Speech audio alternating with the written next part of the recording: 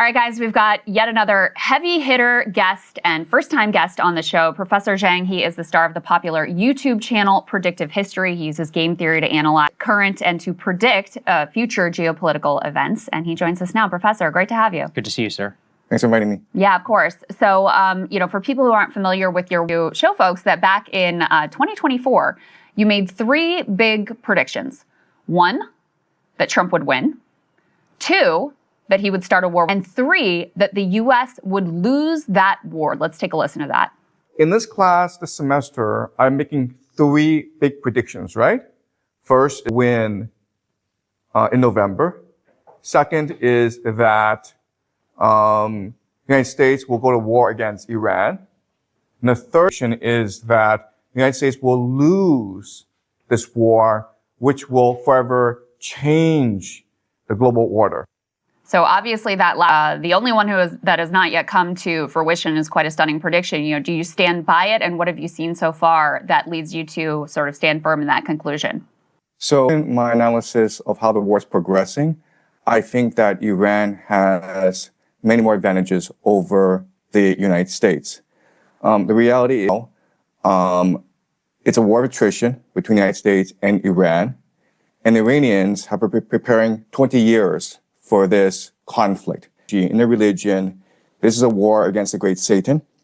They've had many practice runs. Last June was a 12-day war when the Iranians were to examine and analyze the strike capacities of both the Israelis and the Americans. And they've had a lot of time, 8 months, to prepare for this new attack.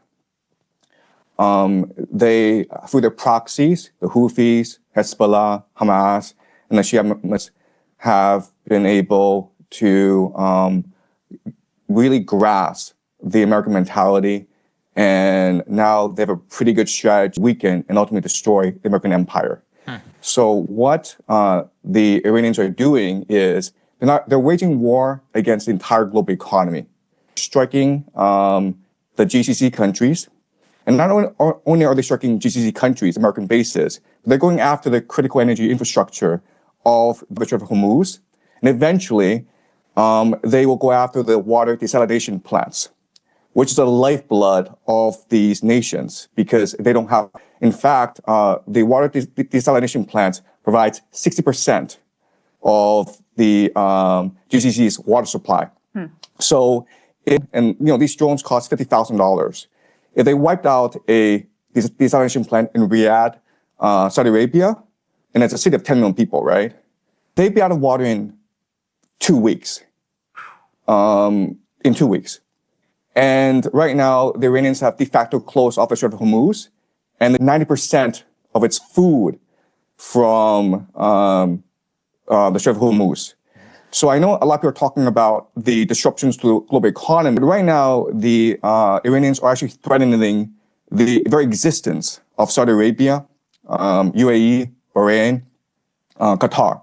The point is that the Gulf states are really the linchpin of the American economy. So what they do is they sell petrodollars, and then the petrodollars back into the American economy through the investments in the stock market. And right now, we know that the entire American economy is propped up AI investments in data centers. And a lot of that comes from the Gulf states. So if the Gulf states are no longer able to sell oil, they're no longer able to finance AI, this AI bubble in the United States, then this AI bubble will burst, and with it will as well as the entire American economy, which is really a financial Ponzi scheme. Right. So that's a dire situation that the Americans are facing right now. Yeah, I mean, to your point, sir, and Amazon really hit in the UAE. And now, of course, big tech companies, which were looking at the UAE as a major potential data center investment hub with cheap and abundant energy, probably going to be.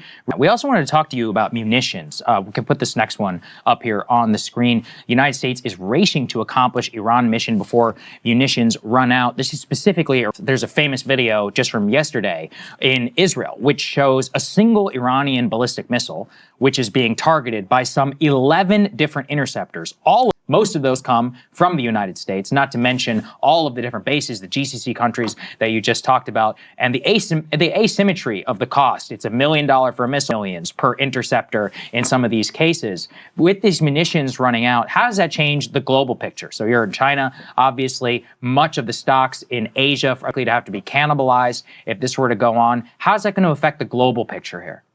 Right. So my first point is that the United States military is not to fight a 21st century war. Remember, the military-industrial complex came to being after World War II and was designed to fight the Cold War. And the Cold War was really about muscle flexing, people to send people up into space, who was the first to get the person on the moon, who had the more complex missile systems. And American military strategy revolves around very sophisticated technology that costs a lot of money to build. American air defense system is basically, and that's why we're seeing this asymmetry, as you point out, in this war, where you have these $1 million missiles and drones, and it's not sustainable in the long term. And so what we're seeing is really the puncturing of the aura of invincibility that sustained American hegemony for the past 20 years, especially after the collapse of the Soviet Union.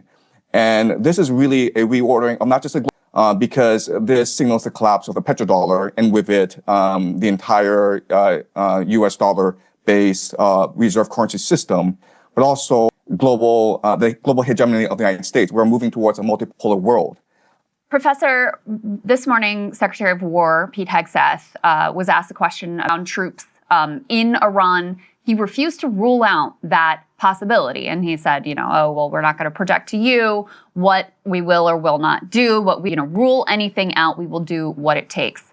Do you think that America will end up invading Iran from the ground, since it's already becoming a relatively accomplished goal of regime change or even regime collapse using just air power alone? Right. So everyone says that the worst calamity that could happen in the United States is if it's into Iran. At the same time, the United States are committed to regime change in Iran. We've never had a precedent in history where you change from the air alone. You need ground troops. And so unfortunately, what's going to happen over the next few months is that pressure will build ground troops, especially from the GCC countries and from Israel, which are being pounded right now by the Iranians. So remember that if the GCC countries, Qatar, UAE, Bahrain, if they go, then the petrodollar goes with them. So the Americans need to protect these countries, and these countries that either the Americans bribe the Iranians to seize, and this is like $5 trillion in indemnity, okay? Mm-hmm. Or to wipe out the Iranian threat once and for all. And I know that there's no political will for ground troops to be used against Iran. But remember that 78% of American people was against initial strikes against Iran in the first place. Right. And one of the things that really comes into question, I think, when we're looking at the geopolitical picture and the sacrificing in much of this from the United States on behalf of Israel, is kind of a question as to who and what wanted this. We were actually peer review on a disputed report here from the Washington Post. We can put it up here on the screen, F3. A push from the Saudis. Israel helped move Trump to attack Iran. Disputed by Saudi Arabia, saying that they did not push the Trump administration to attack Iran. However, this is clearly an authorized leak from our own government trying to at least lay some of the GCC. What do you make of this analysis and of this narrative that Saudi Arabia was also trying to be behind this push to bomb Iran? So I've always, both Saudi Arabia and Israel are heavily invested in regime change in Iran. Yeah. In fact, Saudi Arabia sees Iran as much more of an existential crisis. Because remember, Israel still has nuclear weapons, and Israel is a very diverse, very sophisticated economy, whereas Saudi Arabia is completely reliant on oil. And it's always with Iran, because Iran is a theocracy opposed to the Saudi monarchy. Iran funds and the Houthis, which have been antagonistic towards Saudi Arabia for the longest time. And right now, the Saudi economy is suffering. It's been trying to pivot this economy. That's why they brought in Ronaldo. That's why they're switching to e-gaming. That's why they're building something called a line, NEOM. And all these things are not so. They need to be able to control the oil resources of the entire Middle East if they are to survive and thrive as a nation.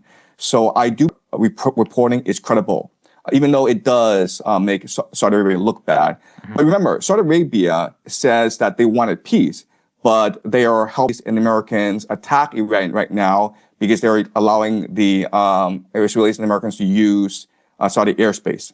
So help us understand, because it still feels that don't totally add up. You had, in advance of this war on Iran, you had top military brass up to the chairman of the Joint Chiefs of Staff saying, really bad idea. We are not ready for this. All the math on the interceptors that's been talked about for months at this point, and yet Trump to go ahead. What is the calculus that he was making here that led him to take what already appears to be catastrophic actions? So this is the key question. Why do they do this? I think there are three possibilities, okay? And I think all three possibilities are valid. The first is that of hubris. If you look at history, behave. So the Mindoro kidnapping was quick, successful, and it was adrenaline rush for Trump and in the capacity of the American military, okay? So hubris is a factor, and we see this throughout history. Why did Hitler invade Stalin? Because he conquered Europe really easily, right? And that led to the destruction of the German army in the Soviet Union. So hubris is a factor. Then you have to look at internal, where even though America does not benefit from this war against Iran, Trump himself personally benefits. Why? Because the Saudis bribing him to attack Iran. Remember that the Saudis invested $2 billion in the private equity fund of Jared Kushner, who is the son-in-law of the Israelis, through Miriam Adelson, have been financing Trump's political career, right? So Miriam Adelson, a few months back, said that she will $250 million if Trump were to run a third term. So Trump is getting a lot of financial and political support from the Saudis and Israelis. Also remember that if this war sideways and Trump is forced to use ground troops, he will probably get approval from Congress, and this will give him emergency war powers, which will influence the midterms. So Trump is thinking about a third term. And I think at the ballot box, he probably won't get it.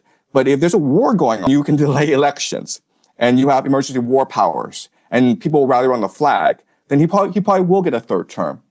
And the last factor that is very eschatological factor, where if you look at the Epstein files, it's clear that we are run by secret societies. It's clear that the world is run by these individuals, have a lot of power. We don't know who they are, but they control the military. They control the national security apparatus. And these people, there are different names for these people, from the Illuminati. And the Illuminati are composed of three major groups, okay? You have the Jesuits, who control the Vatican. You have the Sephardim Frankists, which control the modern state of Israel today, which control the national security apparatus of the United States. And they believe that Israel, this war in the Middle East, is key in creating heaven on earth. So it's almost like a script that they're following, even though it doesn't make any geopolitical sense. Okay, so I would say that these three are why this is happening. Wow. Well, sir, I hope you come back. This was very informative, I think, for both of us. We deeply appreciate your time. Thank you.